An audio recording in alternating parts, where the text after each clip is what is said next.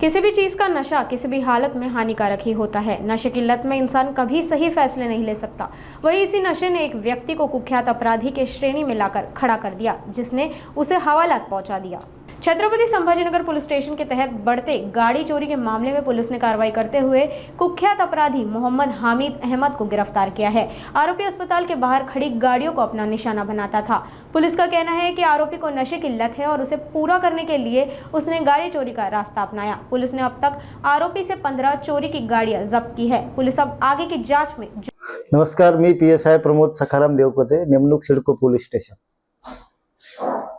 आमच्या पोलीस स्टेशनच्या हद्दीमध्ये MGM hospital या ठिकाणाहून मोटरसायकल चोरीचं प्रमाण बऱ्याच प्रमाणात वाढलेलं होतं।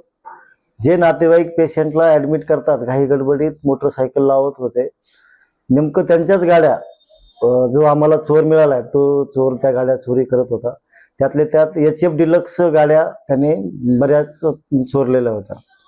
त्यामुळं मी माझं पथक आम्ही तिथे सापळे लावले।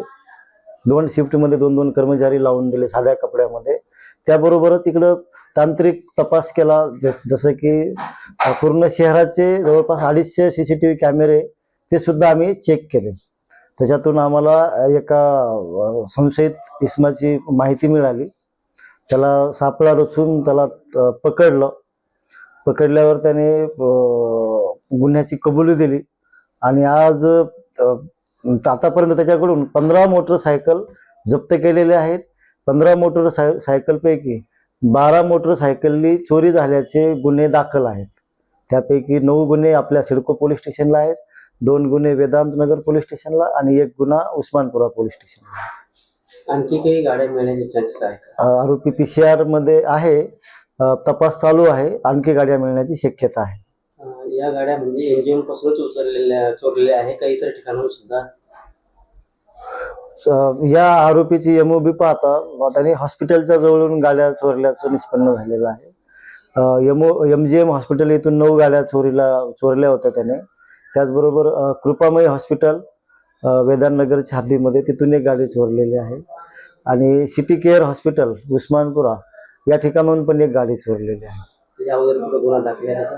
नाही, या अगोदरचा त्याच्यावर गुन्हा दाखल असल्याचं काही निष्पन्न झालेलं नाही। नेमकी चोरी करायचं कशासाठी? याने हा व्यसनाधीन झाला, कौटुंबिक आर्थिक परिस्थिती बिघडल्यामुळं आणि कौटुंबिक थोडं वादविवाद झाल्यामुळं त्याने या मार्गाचा अवलंब केला, कमी वेळामध्ये जास्त पैसे मिळवण्यासाठी।